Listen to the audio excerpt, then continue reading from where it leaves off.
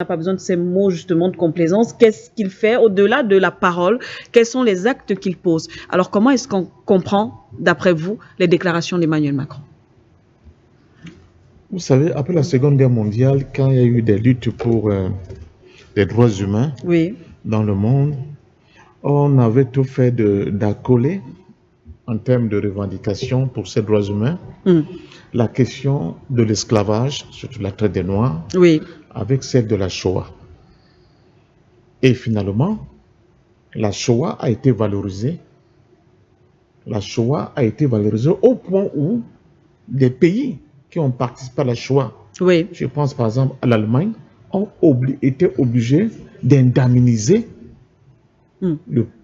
Israël par rapport à ce moment terrible qu'a vécu le peuple juif. Mais la question de l'esclavage, elle, par contre, n'a jamais été prise en compte. Quid des derniers développements qui se sont passés à l'ONU récemment, tout à fait. Mais pendant toute cette période, alors qu'on nous disait, oui, la question, n'est-ce pas, de donne-moi, de l'esclavage, la Shoah, côte à côte. Mais celle qui a été prise en compte, qui a été valorisée, qui a connu des dénouements, j'allais dire palpables, c'était la question de la Shoah. La question de la traite des Noirs a été mise de côté, premièrement. Deuxièmement, je rappelle que depuis un certain temps, quand on écoute très bien, nous sommes dans un monde qui est comme il est, on tente de ramener ce que eux, les Macron, appellent les nouveaux droits de l'homme. C'est-à-dire la question d'une certaine justice sociale sur le plan international et le fait qu'il faut intégrer, n'est-ce pas, les droits des minorités dites sexuelles, c'est le cas des LGBTQ+, machin. Macron, au-delà du fait qu'il était un véritable capitaine d'un ordre international financier construit par les Rothschild, il a aussi été un des propagandistes de l'acceptation de ce qu'ils appelaient les nouveaux droits de l'homme avec cette affaire-là. Et il a voulu l'imposer au continent africain. Donc pour moi, ce que je vois là, c'est une demi-vérité. La vérité de cette affaire, c'est que avec les développements qu'on a construits, avec la confrontation entre l'Iran, les États-Unis et Israël, avec ce nouveau Trump qui se rend bien compte que les États-Unis sont largués sur le plan économique international et qui n'ont plus besoin de trop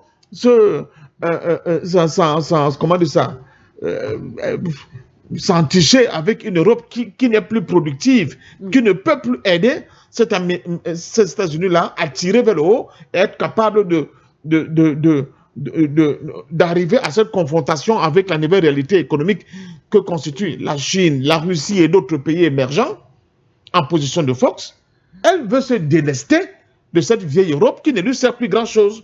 D'où les coups, n'est-ce pas, que cette vieille Europe a subi, les humiliations que même M. Macron a eu à subir, les tentatives de menaces, on va se retirer de l'OTAN, on va prendre le Groenland, on s'en fout de Danemark, qui est incapable d'assurer la sécurité de Groenland. Nous, on en a besoin comme plateforme stratégique pour contrôler l'Antarctique et tout ce que cela constitue. On a humilié vraiment violemment l'Europe et l'Europe a commencé à se dire attention. Si nous ne faisons pas attention, ce qui va se passer, nous serons les grands perdants de la nouvelle reconfiguration de l'ordre mondial international, surtout sur le plan financier. Parce que tel que c'est parti, tout ce qui était comme les piliers de ce qui constituait cet ordre international, qui faisait de l'Europe un appendice des États-Unis, mais en bénéficiant beaucoup, n'est-ce pas, de cette collaboration.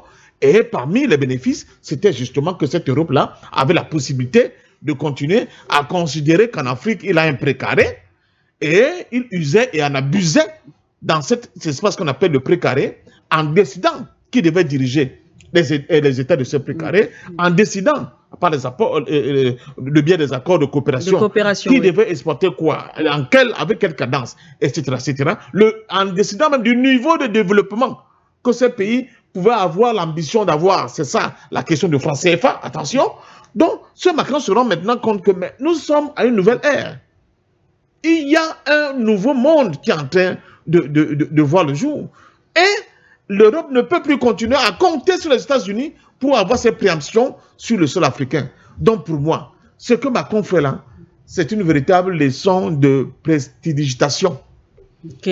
Vous savez que de toutes les magies des sorcelleries, celle que tous les grands maîtres te disent que c'est la plus dangereuse, c'est ce qu'on appelle l'hypnose. Macron tente d'hypnotiser l'ensemble des dirigeants africains et de prétendus ceux qui comptent comme élite africaine pour placer son jeu. Son jeu, c'est quoi? C'est-à-dire, dans ce nouveau monde qui va, dans bientôt, nous exploser la gueule, ils veulent toujours jouer les go-between entre la finance internationale, ceux qui ont l'argent, et il est très bien placé dans la finance internationale, et l'Afrique qui aura besoin très bientôt de gros investissements pour déclencher un processus vertueux de son développement. Et là, il a cité les fondamentaux. Nous avons un grand espace, plus de 30 millions de kilomètres carrés. Nous avons une population jeune, vitale, dynamique, tout ce qu'on veut. On dit que nous sommes autour de 1,4 million, mais je crois que c'est déjà dépassé. Mais nous avons aussi un sol et un sous-sol extrêmement riche dont lui, Macron, a besoin pour continuer à tenter de maintenir la France, et il ne s'est pas limité à arrêter la France, et l'Europe dans une situation, n'est-ce pas, de barycentre, n'est-ce pas, des influences sur le plan international. Malheureusement pour M. Macron, très mauvaise lecture, M. Macron, parce que le centre du monde s'est déplacé. Le centre du monde s'est déplacé, Manon. Il suffit aux dirigeants africains de le comprendre. Ce n'est pas par le biais des petits sommets comme ce sommet-là. Vous pensez que ce sommet n'est pas... c'est pas important? Il n'est pas du tout important. Il n'apportera rien aux Africains. Rien. Oui. Le choix du Kenya, par exemple, un pays anglophone, mais, la stratégie justement derrière. Le problème du Kenya, il est purement économique. D'accord. Il n'est même pas d'ordre... j'allais dire culturel, comme c'était... Oui, bien sûr. Non, le Kenya était quoi? Le Kenya était avec sa façade maritime et avec son intrusion, son implication dans les nouvelles technologies, n'est-ce pas, de l'information, de la communication et tout ce qui va avec, comme un hub qui pouvait recevoir tous les financements qui venaient justement de tous les monarchies du Golfe qui ont un cash flow, donc ils ne savent pas quoi en faire et qui étaient prêts à faire de Kenya une espèce de miroir aux alouettes pour les peuples africains, en disant, vous avez vu ce qu'on a fait du Kenya, tous ceux qui vont coopérer correctement avec nous, on pourra aussi leur faire des choses de ce niveau. C'est-à-dire que les grandes banques sont là-bas, les grands financiers sont là-bas, les grands robinets des constructions multilatérales et bilatérales vont s'y installer, etc., etc. Malheureusement, une fois de plus, la guerre en Iran est venue chambouler, remettre en cause toute cette construction qui était déjà programmée. Mais malheureusement, même ce sommet étant déjà programmé, Macron ne pouvait plus reculer. Il a continué, il est venu pour faire cette séance de prestidigitation et tenter d'hypnotiser les dirigeants africains en leur faisant croire, n'est-ce pas, à sa bonne volonté d'avoir une coopération assainie, d'égal à égal, comme l'a si bien dit, entre la France, l'Europe et les pays africains pour une nouvelle ère de coopération mondiale. C'est faux, faux. Faux et archi-faux. Mais justement, jusque-là, patient Parfendum, il a rappelé les propos du président William Ruto. Nous n'avons plus besoin de votre aide. Mais pour peut-être, vous allez compléter, peut-être aller dans le même sens, déjà admettre, continuer justement à tenir ce type de sommet, parce qu'on rappelle qu'il n'y a pas que le sommet Afrique-France, il y a le sommet États-Unis-Afrique, Chine-Afrique, ainsi de suite. Pour le cas donc qui nous intéresse, par exemple, ce soir, est-ce que ce n'est pas, une fois de plus, conforter la position française, justement? Mais exactement, c'est ça que je dis, c'est un prestidigitateur, c'est quelqu'un qui fait de l'hypnose. C'est-à-dire la France, en réalité, si les choses vont de manière naturelle, comme elles semblent aller, la France, c'est fini. Elle va décrocher.